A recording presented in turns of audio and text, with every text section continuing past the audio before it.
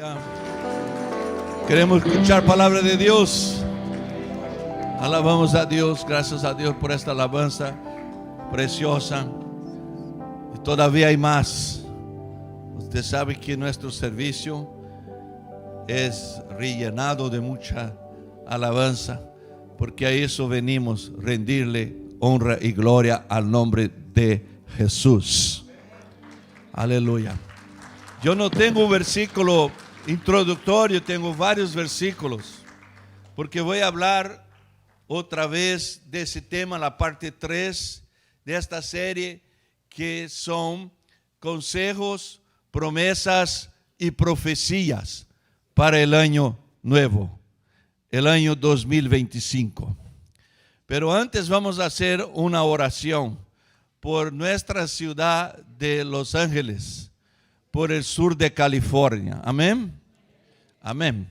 Nosotros hablamos un poco de ese tema. Yo hablé, ¿verdad? El día viernes, en el servicio Viernes de Victoria, que es un servicio más de enseñanza y oración de la situación, de esa crisis que estamos viviendo. Esos quemazones no era para hacer tanto. Como alguien dijo, es una crisis que tiene nombre, tiene dirección. No es algo así que vino inesperado. Se esperaba, pero hubo mucha irresponsabilidad.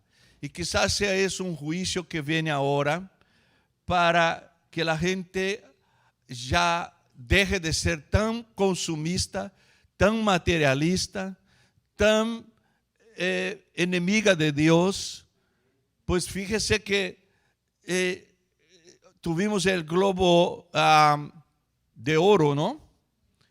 Tuvimos esos premios y la gente aprovecha, los ricos y famosos, muchos de ellos, para burlarse de Dios y para burlarse de nuestros valores. Y películas mentirosas, películas que predican, que enseñan valores contrarios a de la familia, valores morales, valores judío-cristianos, son las que más llevan los premios. Y un día después de hacer eso, en las premiaciones, muchas de sus casas fueron totalmente quemadas. Y eso no lo digo con alegría. No queríamos eso. Pero eso me hace pensar que ya algunas veces en la historia, como en Sodoma y Gomorra, el juicio vino a través de fuego. Y la gente no lo creía, se burlaba, no esperaba. Y está pasando eso. Pero también hay familias latinas, hay familias clase media, de personas trabajadoras. Y uno se pregunta, ¿por qué no había agua en los hidrantes? ¿Dónde están los bomberos? ¿Por qué no estaban preparados? Eso tiene que ver para que crezcamos, para que maduremos políticamente, porque los políticos sabían, fueron avisados, pero hubo mucha irresponsabilidad, hubo mucha omisión, hubo mucho desvío de dinero, y por eso la crisis está mucho más grande de lo que hay. Para que lo tengamos en mente, yo no hablo de política, yo soy político, soy un ser político, me intereso por la política, estudio la política, todos los días me informo, todos los días estoy consciente, pero en el púlpito yo no vengo a tomar posiciones políticas. En el púlpito yo quiero ser una voz profética, yo quiero ser como un profeta que denuncia la injusticia, la mentira, el engaño y todo pensamiento y argumento que se levanta en contra de la voluntad de Dios. Para que nos posicionemos como iglesia, porque somos cristianos, somos del cielo, nuestra ciudad está en el cielo, pero también somos ciudadanos y tenemos que tener una voz profética, tenemos que ser como los profetas del Antiguo Testamento, como Juan el Bautista, que denunciaba los pecados de Herodes y hasta le cortaron ¿verdad? El cuello, por eso le cortaron la cabeza, pero no importa, tenemos que decir lo que está mal, pero a la vez tenemos que orar por las autoridades. La palabra de Dios dice que levantemos manos santas sin ira ni contienda y que intercedamos porque están perdidos. Si usted sigue las noticias, Están desesperados, se dieron cuenta. Y ahora dicen, no, ese es el cambio climático. No. Ahora están desesperados y los bomberos están en una situación terrible. Hay mucha ansiedad en el sur de California. Pero lo que vamos a hacer es que vamos a levantar una intercesión como iglesia. Amén. Están así, desesperados, como se dice en mi tierra. Están como el perro que se cayó del camión de mudanza en la carretera. No sabe para dónde se regresa o se va para adelante. Están como cucaracha en salón de fiesta. Así, hermano, qué locura, qué tremendo eso. Nunca había pasado eso antes, ¿verdad? Nunca. Pero sí, ahora vamos a pedir que Dios extienda su mano. Y Él puede traer la lluvia. Y Él puede calmar el viento. Y Él puede liberar a los suyos, a los que Él quiere. Él puede también permitir que se queme la casa de alguien para enseñarle a depender de Él y no confiar en la materia. Él también puede traer personas que se apartaron de Él de vuelta a su camino, porque mejor que se queme su casa ahora de que se queme su alma eternamente en el infierno. Aleluya. Por eso que Dios traiga redención, salvación y reconciliación a esas vidas. Oramos, Padre, levantamos ese clamor. Oh Dios, me siento tan pequeño, tan, Señor, insignificante delante de una necesidad tan grande. Pero somos pequeños, pero tenemos a ti, Dios grande, todopoderoso.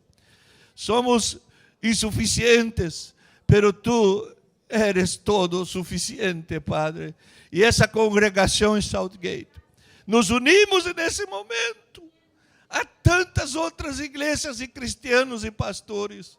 Y te pedimos que tenga misericordia de Los Ángeles, tenga misericordia del sur de California, tenga misericordia de nuestras autoridades, tenga misericordia, Señor, de las personas, de las familias.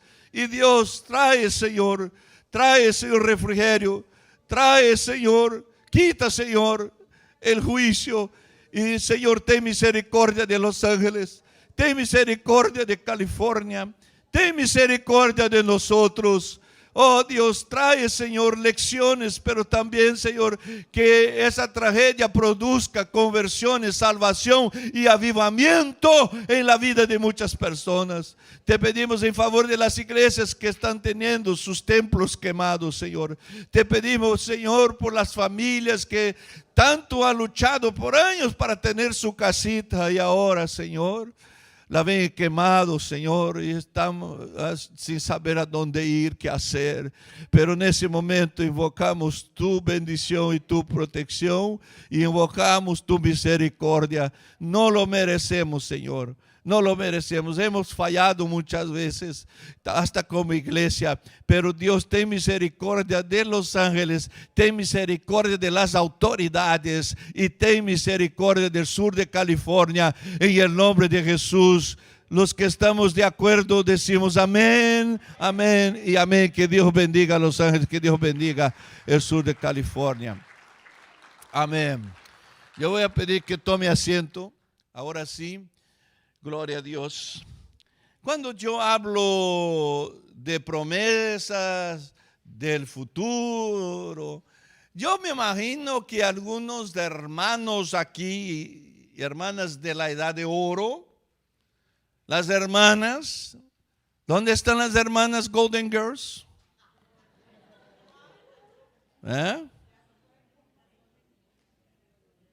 Y los, ¿cómo se llaman los hombres?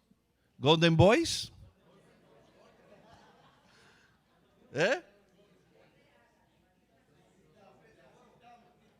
Golden Boys. Ahí estamos. ¿Sabe qué pensamos? Pastor, ya estoy grande. Ya estoy una persona mayor para que Dios me bendiga. Ya cumplí. Estoy viviendo un día a la vez, mi Cristo. No, No, Señor. Porque la Biblia dice que el justo aún en su vejez dará fruto. Florecerá como la palmera. La Biblia dice en Job capítulo 42, versículo 12, que Job en sus últimos años de vida recibió de Dios más bendiciones que los primeros. Bendigo Jehová el postrer estado de Job más que el primero, porque tuvo 14,000 ovejas, 6,000 camellos, 1,000 yuntas de bueyes y 1,000 asnas. Dios, con un camello ya, pues yo me quedaría, ¿verdad? Con una oveja, con una vaquita ahí pero Dios le bendijo. Hermanas, hermanos, yo no espero ser millonario nunca, ni rico, porque yo estoy en el asunto sacerdotal. Para los levitas, los sacerdotes, no había riquezas, pero para el resto del pueblo sí. Porque nosotros hicimos opción por las riquezas espirituales, por eso estamos en el ministerio. Y mira que no soy franciscano. Si Dios quiere bendecirme, bienvenido. Pero si eso pues me va a quitar la bendición espiritual, entonces no. Esa es mi vocación. Yo hice la elección. Pero yo quiero decirle a usted, hermano, usted, hermana, que tiene su negocio, que tiene su trabajo, que tiene su empleo, su part-time, o que está desempleado. Usted está como blanco de Dios para una vida de bendición y de prosperidad. Dios está en el negocio de la prosperidad. Por eso le prosperó tanto a ese señor, hermano Job. Y Dios no le dijo, estás viejito, Job. Pero es que cuando Dios le bendice, no le bendice solo a uno para que él sea bendecido él solo ahí con sus 90 años. Está pensando en sus hijos, sus nietos, las generaciones. Y más, hay una promesa que si usted siembra, cosecha. Y Dios es fiel. Y Él lo cumple. Si usted pasa toda la vida en la siembra y nunca cosecha, y llega a los 97 años y muere, ¿sabe qué? Dios le va a resucitar para cumplir la promesa, porque su palabra no cae por tierra. Así que vamos a hablar de eso. Primero, Dios promete bendecir mi vida si primero oramos. Vamos a orar. Padre Celestial, oramos por este mensaje, por ese tiempo, por ese servicio bendecido, porque ya nos dimos cuenta de algo maravilloso, que tu presencia está en este lugar. Ya nos dimos cuenta que tú estás aquí, que nuestras oraciones no se quedan aquí en el techo, las de ayer, las de hoy en la mañana, aquí en la iglesia. Señor, nuestras oraciones están llegando y tu misericordia se manifiesta. Tu gracia y tu gloria. Por eso bendice esa exposición de tu palabra. Que salgamos de aquí renovados, activados, bendecidos y prosperados. En el nombre de Jesús. Bendigo a tu pueblo. Bendice, Señor, el predicador, porque la palabra ya está bendecida. La palabra es inspirada por el Espíritu Santo. Que esa palabra entre totalmente en nuestra mente y nuestro corazón. En el nombre de Jesús decimos amén. Primero, Dios promete bendecir mi vida si paso tiempo con Él todos los días.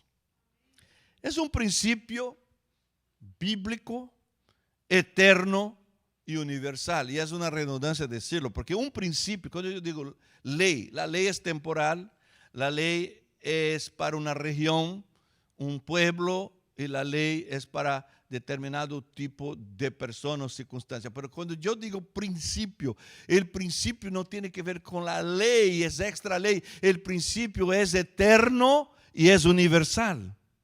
Y hay cosas que están en la Biblia, hermanos, que no tienen que ver con la ley ni con la gracia. Son principios. Por ejemplo, alguien me dice, ¿dónde habla específicamente la Biblia del aborto? No habla específicamente del aborto, pero habla de la sacralidad de la vida, de la santidad de la vida.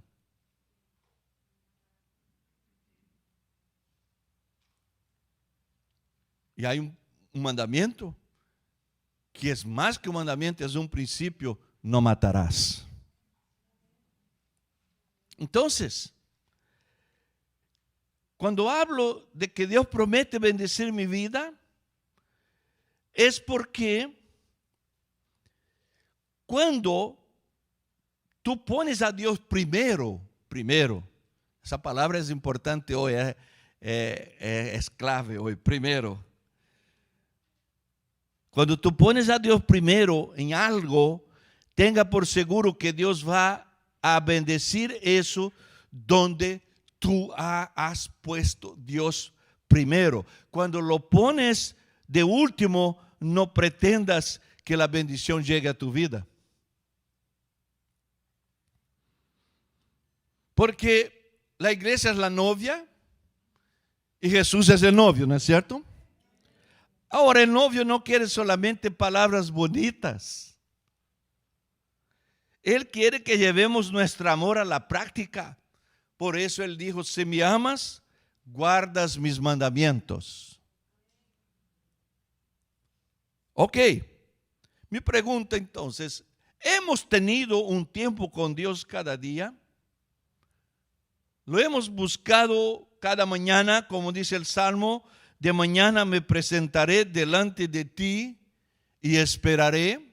Salmo 5:3, gracias. Oh Jehová, de mañana oirás mi voz. De mañana me presentaré delante de ti y esperaré. Pastor, es que la mañana se me hace difícil porque trabajo en la noche y en la mañana mi cerebro no funciona. Solo en la tarde. Entonces pasa un tiempo con Dios en la tarde. Solo en la noche, pasa un tiempo con Dios en la noche. Tenga un tiempo con Dios. Primero es lo primero. Como es una frase famosa en inglés, first things first. Primero, lo primero. Y Dios debe de ser lo primero. ¿Cuántos queremos la bendición de Dios? Pongamos a Dios en primer lugar. Él no falla, Él nos va a bendecir. Promesa 2 dice: Dios promete bendecirme si estudio y cumplo su palabra. El Salmo 1, versículo 1 al 3, dice, si quiere leer juntamente conmigo para que participen: bienaventurado el varón que no anduvo en consejo de malos, ni estuvo en camino de pecadores, ni en silla de escarnecedores se ha sentado, sino que en la ley de Jehová está su delicia, y en su ley medita de día y de noche. Será como árbol plantado junto a corrientes de agua, que da su fruto en su tiempo y su hoja no cae, y todo lo que hace prosperará. Le estoy diciendo que Dios está en el asunto de la prosperidad. Pero pastor, eso era para los judíos. Yo más adelante voy a hablar de esa cosa de que no. Una de las reglas de la hermenéutica sagrada, son 24 reglas, dice que todas las promesas de la Biblia son para los cristianos de todas las generaciones. Dios no puso límites. Esa promesa solo para judíos, esa solo para la iglesia. No, las promesas son para los que creen. Porque cambian los tiempos, cambian las generaciones, pero las promesas de Dios permanecen para siempre. Son 7,000 promesas en la Biblia y más de 3,000 de ellas es para los cristianos. Ahora va.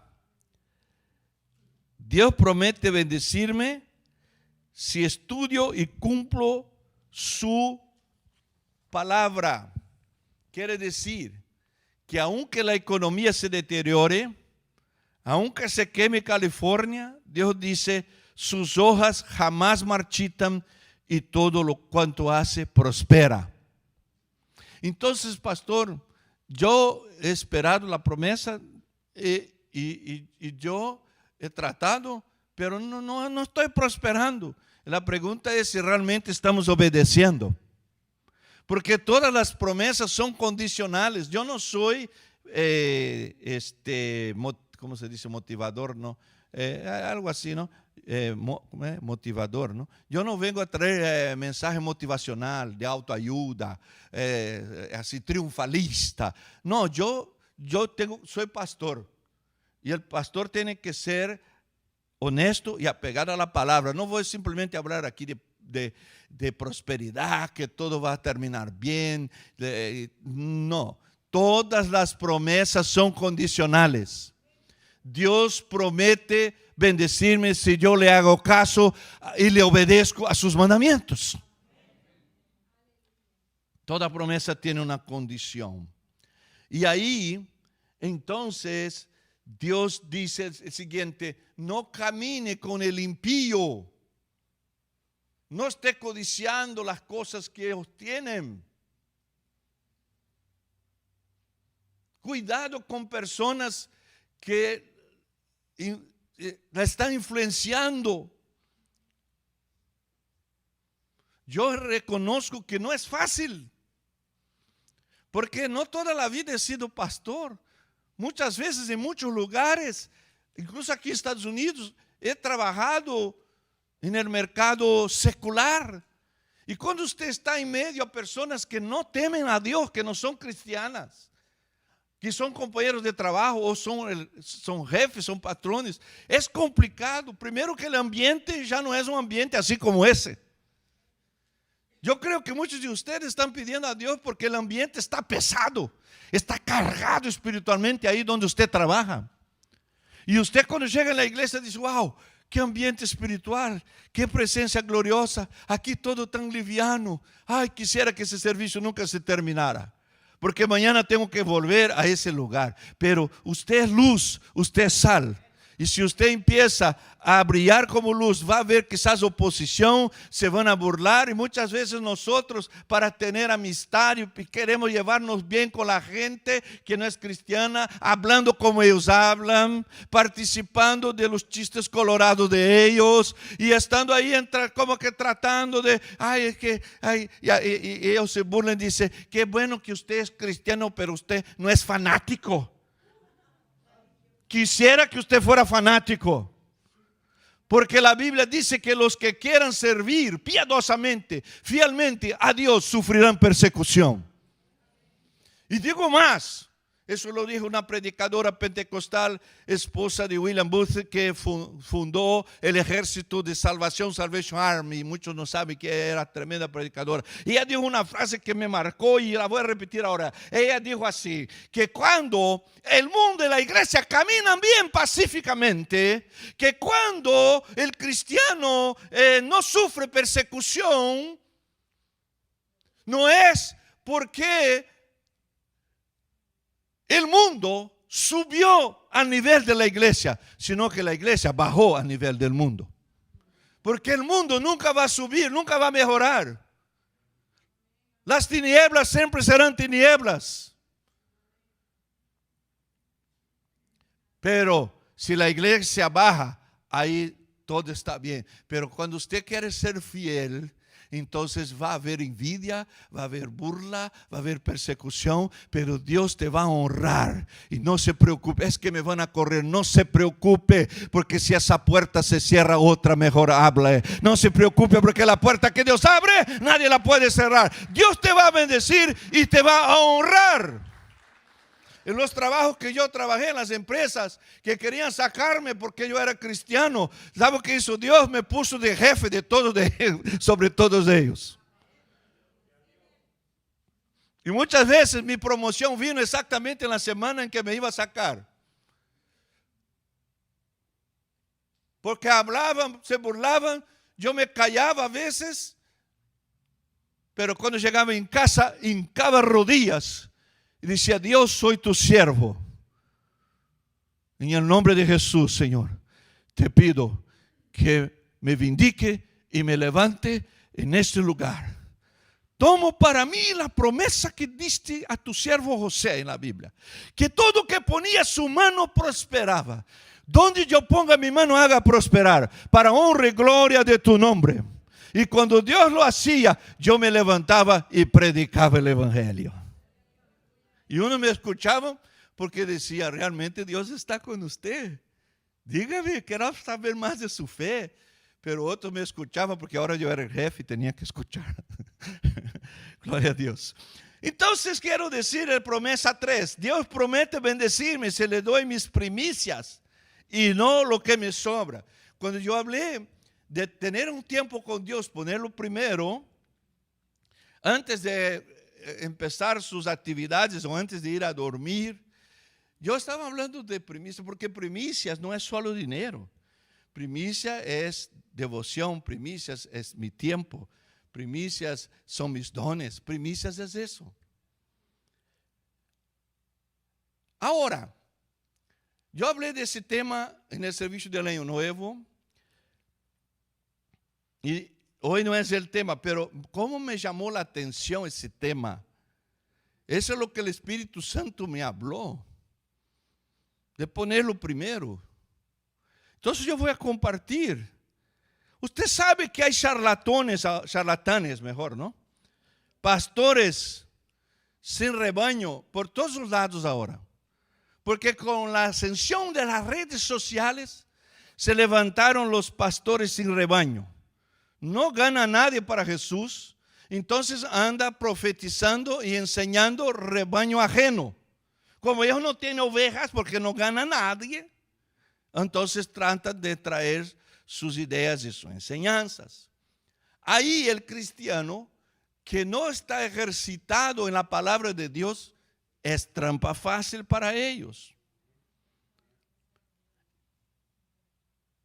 Y muchos de ellos están hablando, es que la primicia no es de la gracia, la primicia es de la ley. Es que el diezmo no es de la gracia, es de la ley. Ocurre que todo lo que es de la ley es de la ley. Pero hay cosas en la Biblia, hay situaciones que en la Biblia que ya existían y que los siervos de Dios como Abraham, Isaac, Jacob y otros ya lo hacían antes de la ley. ¿Por qué? Porque no son mandamientos, son principios que Dios está establecido. Y la primicia es un principio eterno y universal. Ay, pero yo nunca vi, dice un pastor, yo nunca vi que se haga servicio de primicias. Bueno, nosotros no lo hacemos aquí, pero si una iglesia quiere hacer en el principio del año un servicio de primicias, que cada cual traiga sus primicias delante del Señor, no es prohibido hacerlo, porque la iglesia es libre para hacer todo que la Biblia no prohíba. Esa fiesta de las primicias existía para Israel. ¿Es obligatorio para la iglesia? No, pero si alguien quiere hacer, que lo haga. ¿Cuál es el problema? La Biblia no dice que construyamos templos, pero todos estamos construyendo templos. La Biblia no dice que la iglesia tiene que tener escuela bíblica dominical, pero eso es bueno, también no es prohibido. La Biblia no dice que tiene que haber ministerio de damas, de caballeros, de parejas y ministerio de niños. No, eso no está en la Biblia, pero eso es bueno, es necesario. Bendito sea el nombre del Señor. Todo lo que contribuye para el reino, bienvenido. Desde que no se haga una doctrina de eso que no es una doctrina.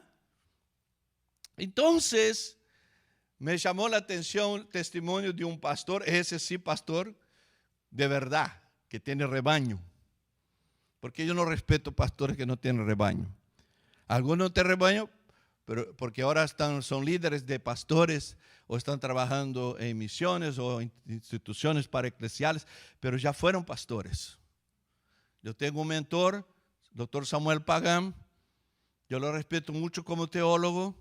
Ha escrito más de 60 libros, trabajó en la traducción de Biblias, vive en Israel, conoce hebreo. Él es que dirige nuestro doctorado en el seminario. Pero hay una cosa que me llamó mucho la atención de él, es que él ha pastoreado iglesias.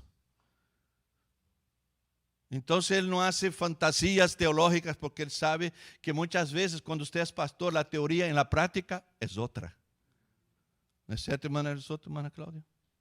Bueno, por ahí vamos, ¿verdad? Entonces, ¿qué pasa? Un pastor dio un testimonio y él dice que habló de las primicias y habló del diezmo en una entrevista, no sé, y lo pusieron en YouTube. Y ahí vienen los comentarios. Ahí en el comentario alguien puso así: el diezmo y las ofrendas son para los pobres, los huérfanos y las viudas, pero se lo llevan los pastores. Ahí el pastor le dijo, y lo peor de todo es que el suyo usted no le da ni a Dios, ni a la iglesia, ni a la viuda, ni a los pobres y ni a los huérfanos. Se queda contigo. Ahí la persona se quedó callada porque le dio en el blanco.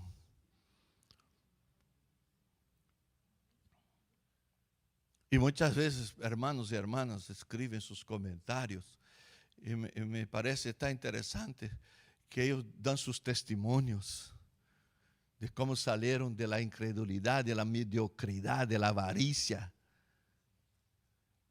Entendieron el misterio de las primicias y Dios les ha prosperado. ¿Y qué va a decir uno?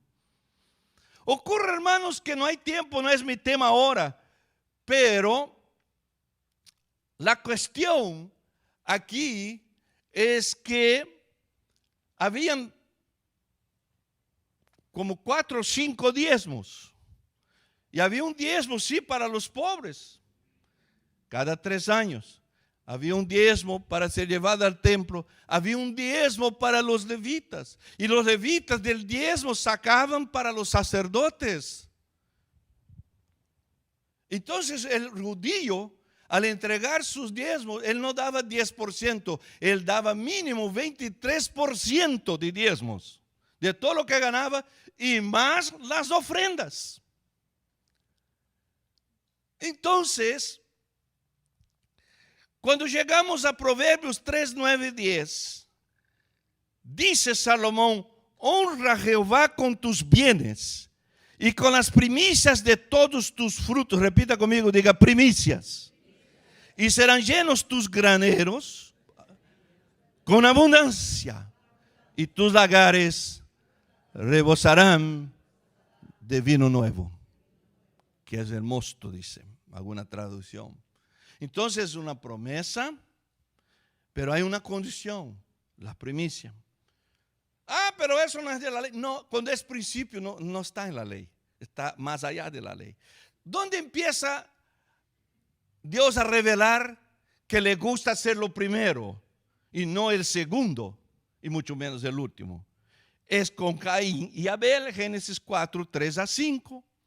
Pasado algún tiempo, Caín presentó al Señor una ofrenda del fruto de la tierra, mientras que Abel presentó una ofrenda de los primeros, diga primeros, primicias, corderos nacidos en su rebaño, y de lo mejor de ellos.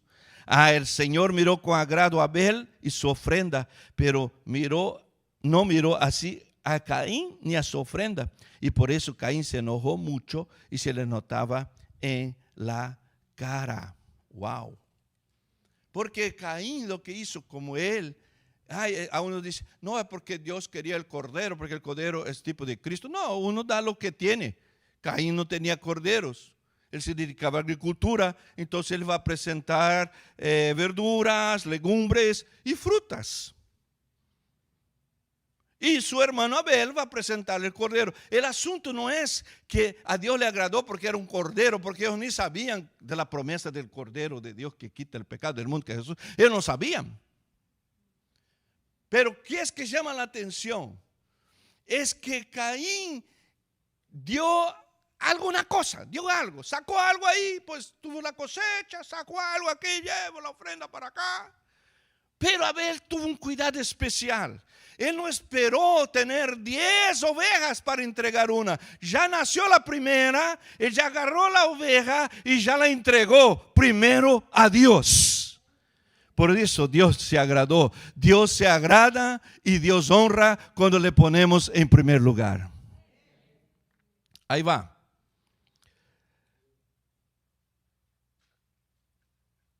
Éxodo 23, 19. Entra la primicia para la ley. Dice: las primicias de los primeros frutos de tu tierra traerás a la casa de Jehová. Después viene Éxodo 13, 12, 13.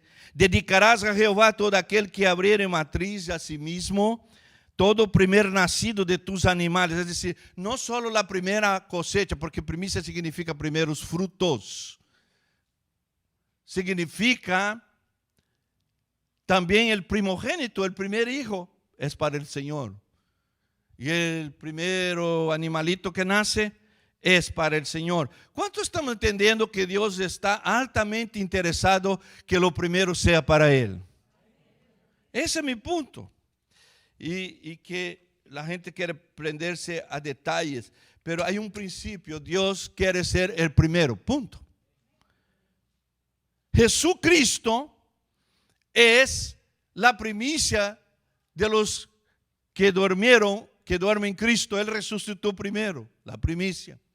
Cuando Dios nos entrega un Salvador, no envía el ángel Gabriel ni el arcángel Miguel. Él envía a su mismo Hijo unigénito. Él da lo mejor y lo primero se lo entrega para que seamos bendecidos. Y ahora no es justo que Él nos pida lo mejor. No es justo que Él pida ser el primero. Como dijo un predicador: si Jesucristo murió por mí, no hay ningún sacrificio demasiado grande que yo no pueda hacer por Él.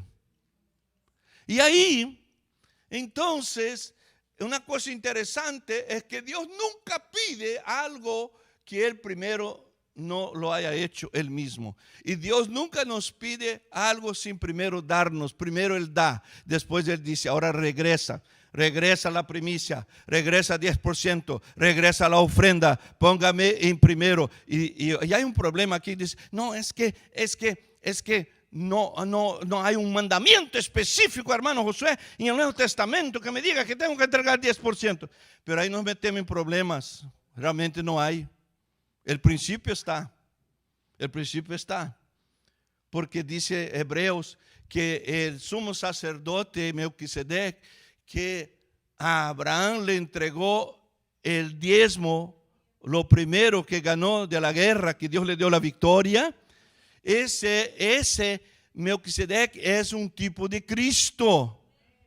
Es decir, hoy no entregamos al sacerdote el diezmo. Yo no lo doy a la iglesia, no lo doy al pastor, yo lo doy directamente a Cristo, porque como hijo y descendiente de Abraham, yo entrego al Melquisedec. Mi papá, tu papá Abraham dio el ejemplo, entregó a Melquisedec. Melquisedec es tipo de Cristo, entonces lo entrego a Cristo. Ahora, ahí uno dice: no, pues es que entonces no está. Es que en el Nuevo Testamento, usted dice: yo no soy del Antiguo Testamento, pastor, yo soy del Nuevo. Ahí nos metemos en problemas. ¿Sabe por qué? En el Nuevo usted no encuentra personas dando menos que 100%. Las ofrendas eran todo. Cuando daban, entregaban todo. Ay, Dios mío. No estamos preparados para entregar 100%, pues al menos con el 10%. Por eso yo predico siempre, y eso lo aprendí con los bautistas, porque mi denominación no me enseñaba eso antes. Yo aprendí eso, que el diezmo no es el fin de mi generosidad. Mi diezmo es el principio de mi generosidad. Yo quisiera llegar a los 100% porque todo es de Él, pero es un buen principio. Ahora, una cosa interesante que aprendí también es que cuando Malaquías habla del diezmo, él dice así: traiga íntegro el diezmo. ¿Qué es íntegro? Significa que 10% es 10%, porque hay unos hermanos y hermanas, y no les voy a mirar ahora, voy a mirar para abajo para que no piense que él miró al hermano fulano, pastor, es él. No, hay unos hermanos y hermanas que ponen 3%, 5% y escriben diezmo. Eso es mentira. Traiga íntegro o entonces ponga que es una ofrenda. ¿Cuántos están entendiendo, hermanos? Bendito sea el nombre del Señor. Yo estoy hablando de promesas que Dios ha puesto en la Biblia, pero tiene condición. Entonces yo no sé cuál es tu primicia. Cada cual tiene que establecer cuál es su primicia. ¿Okay? También no voy a traer aquí, entonces yo voy a traer algo, voy a traer una primicia. $1, ¿no? El cristiano, porque siempre está en la iglesia. Voy a traer $2. No, si es para traer limosna, a un rey no se da limosnas. Quédese con el dinero, porque va a ser peor. Pero si vamos a dar con alegría, Señor Dios, no te daré del mínimo, te daré. Hay otra cosa que yo predicaba aquí el año nuevo. Yo descubrí porque nunca me alcanzaba, porque para vergüenza mía, durante años, hermanos, yo no lograba entregar ni el diezmo. Y también no predicaba de eso porque no lo hacía. Pero ¿sabe qué pasó? Entendí por qué. Porque yo hacía las cuentas. Y dije, híjole, no me va a sobrar.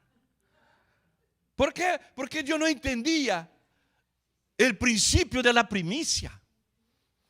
Cuando uno dice no me sobra, es porque le da a Dios si sobra. Pero cuando yo entiendo, porque Él dice el Señor, honra a Jehová. Si Dios no tiene mi primicia, no le estoy honrando, sencillo. Y cuando yo entendí eso, digo, entonces voy a tomar el desafío, voy a tomar la promesa para mí. Yo voy a agarrar todo el dinero y antes de que llegue el dinero, porque si el dinero va a entrar lunes o martes, yo el domingo anterior ya entrego el 10%. ¿Qué quiere decir eso? La primicia. Y ahora, a ver ¿qué se puede hacer con los 90%? Y los 90% se va multiplicando y Dios va bendiciendo. Y cuando llega el fin de la semana, digo, me sobró tanto dinero. ¿Cómo que sobró tanto dinero? Entonces, ¿qué está pasando? Es que Dios tiene un misterio. Aleluya, es una bendición invisible. Muchos no entienden, no saben, no entienden. Pero Dios bendice cuando usted entiende. Y nunca le va a fallar con Dios cuando Él es el primero. Entonces yo voy a terminar porque hay otras promesas, pero no quisiera dejar sin eso. También podría hablar de la viuda de Sarepta, ahí está el principio de la primicia. Les podría hablar de la ofrenda de la viuda que dio 100%, ahí está la idea y la doctrina de la primicia. Pero yo voy a brincar esa parte y voy a hablar de que, déjame ver aquí, voy a brincar, ¿dónde está? Oh, Dios mío, escribí muchas cosas. Santo Dios. Vamos ahí. Promesa. Dios promete bendecirme si dejo atrás el pasado y camino hacia el futuro. Sí, Señor. ¿Cómo puedo yo decir que su año nuevo va a ser bendecido si usted tiene cargas de resentimiento? Está atado al pasado. El pasado cancela el presente. Si usted entiende eso y se libera de eso, entonces sí, porque el hecho que uno diga feliz y próspero año nuevo, no va a pasar. No va a pasar porque uno dice, yo quisiera. Pero hay unos que todavía están en el pasado. A veces en las glorias del pasado y a veces están en las ataduras del pasado. Y todos tenemos recuerdos malos. Y todos tenemos personas que nos han causado daño o hemos dañado a alguien.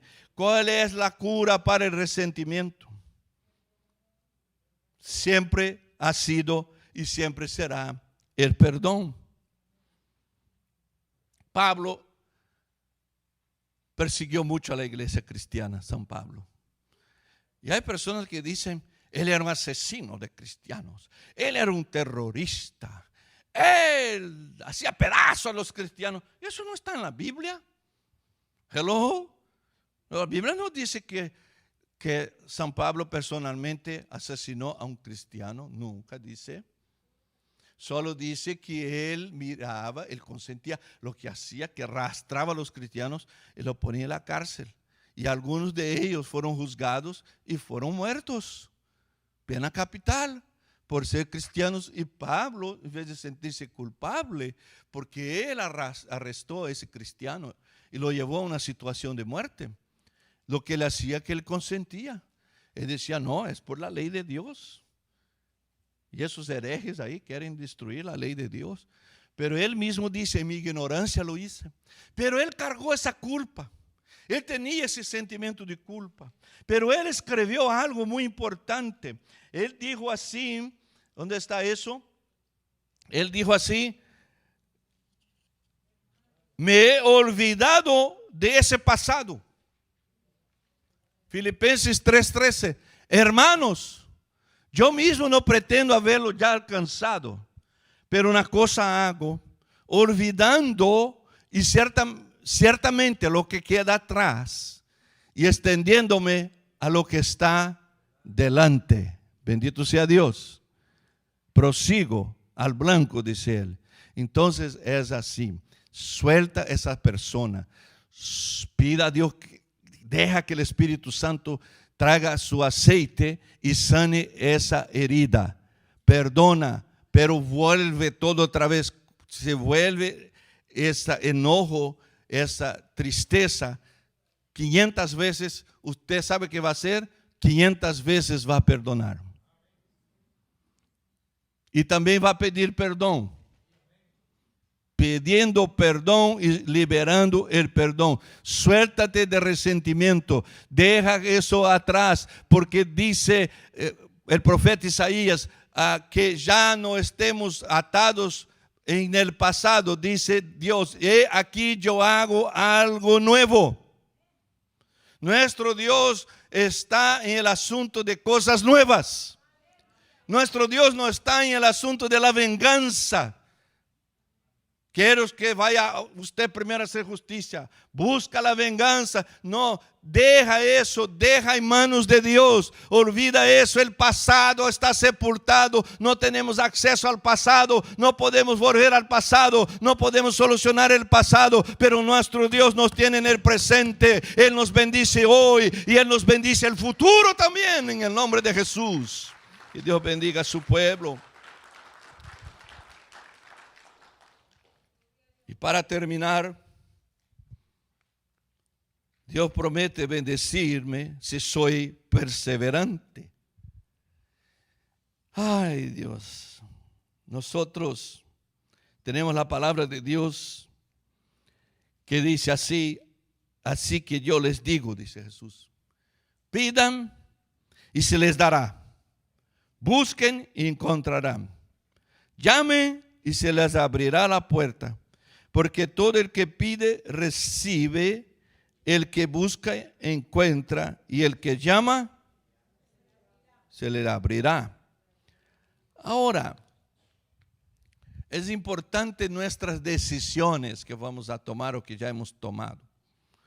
Porque muchas veces no vemos que las pequeñas decisiones que hemos hecho, las actitudes, las acciones que hemos tomado, frente a lo que Dios está diciendo, es precisamente eso que no nos deja disfrutar una victoria completa. Tenemos que entender que Dios quiere que tú seas parte de la victoria. Si no caminamos en obediencia a lo que Dios nos ha revelado, estaremos en rebeldía, deteniendo el cumplimiento de Dios para nuestra vida y nuestros hijos. Y lo que no alcanzamos en 2024 por cuenta de que nuestra obediencia no ha sido completa, no lo alcanzaremos en 2025 tampoco. Entonces tenemos que perseverar en hacer el bien. Tenemos que perseverar en buscar la santificación. Tenemos que dar pasos adelante para que la bendición de 2025 sea mucho mayor que la bendición de 2024. Bendito sea el nombre del Señor. Porque muchos no alcanzamos las metas ni los sueños. Y puede ser que muchos nos sintamos desanimados, sin el mínimo interés de continuar. Puede ser que muchos dejemos que el fracaso de lo que no pudimos lograr nos estanque hoy y no tengamos ninguna expectativa de fe para el nuevo año. Pero ¿sabe dónde va a empezar el cambio? El cambio comienza en uno mismo. Porque Dios quiere un pueblo animado. Dios quiere un pueblo dispuesto. Y Dios solo responde a la gente de fe, a la gente de oración y la gente que persiste en aquello que Dios le ha revelado. Qué bueno que dice amén, porque esa es la palabra de Dios. Ahora, el diablo tiene estrategias. Él está trabajando para desenfocarte. Porque si él logra desenfocarte, logrará que tu fe se debilite, que tu visión se empañe. Repita después de mí, diga, enfócate lo que Dios, otra vez, voy a ver, enfócate en lo que Dios ha puesto en tu corazón. Así que no vamos a creer que porque viene 2025, todo en nuestra vida va a ser nuevo. Todo en nuestra vida va a ser nuevo si somos nuevos. Todo va a ser nuevo si somos renovados. ¿Cuántos dicen amén a eso? Porque eso es cierto. Así que lo que te distrajo, que te sacó de la meta en el año 2024, no permitas que te distraiga en ese año nuevo. Ese año debes enfocarte en aquello que Dios ha puesto en tu corazón. Dios te quiere sano.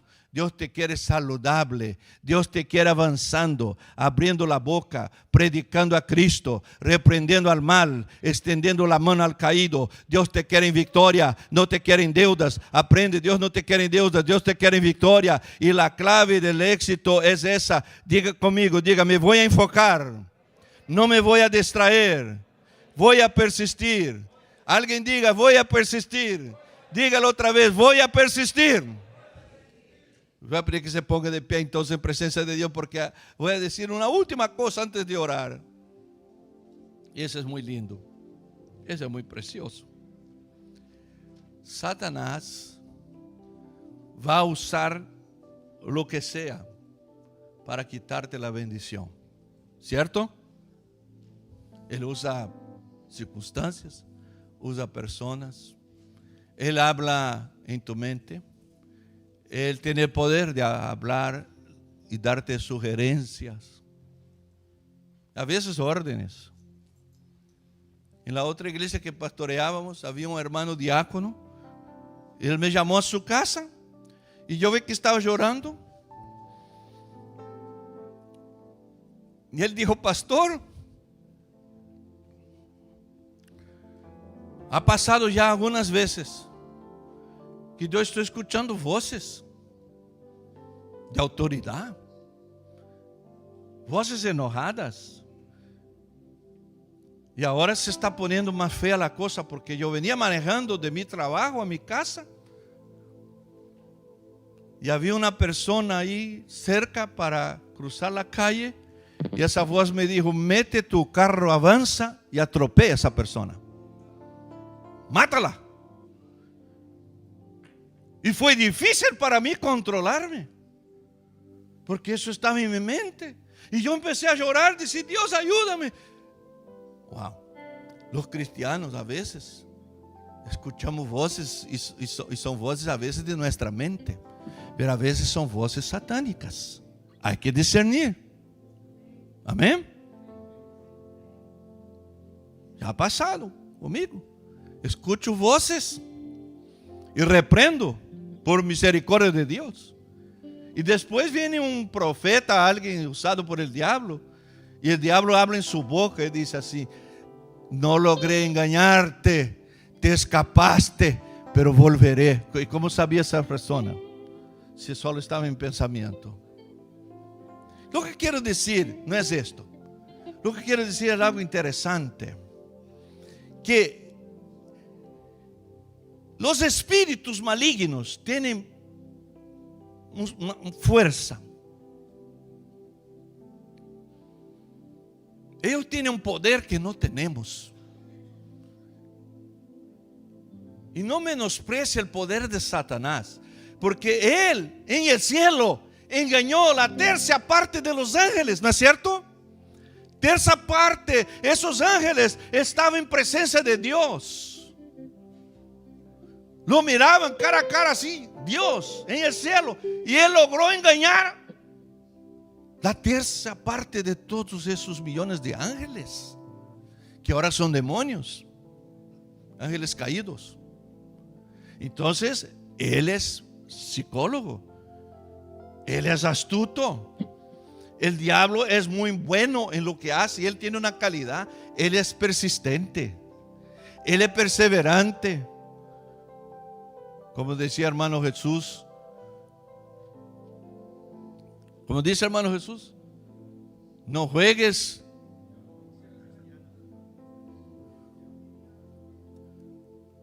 ¿Cómo dice? No juegues a ser cristiano, porque el diablo no juega a ser diablo. Y otro pensamiento dice: si no tomas en serio tu vida espiritual, ojo que el diablo sí lo toma. Pero hay una cosa maravillosa. Ahora va. Porque es que él no lo ha logrado. Y no lo va a lograr mientras estemos buscando de Dios. ¿Por qué? Si no somos capacitados para hacerle frente. No lo ha logrado porque tenemos el Espíritu Santo. El Espíritu de Dios nos enseña, nos revela, nos da discernimiento. El Espíritu Santo nos da gracia, nos da autoridad. Gracias a Dios por la presencia del Espíritu Santo en nuestra vida. Él no tiene miedo de nosotros, pero él teme el poder de la sangre de Jesús que está en nosotros. Por eso, pase lo que pasa, no permita que el Espíritu se vaya. No permita, porque el día que el Espíritu Santo se extinga, se vaya a la presencia de Dios, Satanás va a venir con todo y va a lograr victoria. Pero él no lo ha logrado en 2024. Por eso estás aquí, y no va a lograr en 2025, porque no nos apartaremos de la palabra de Dios. ¿Cuánto le alaba? ¿Cuánto le glorifica al Señor? Alaba al Señor, aleluya.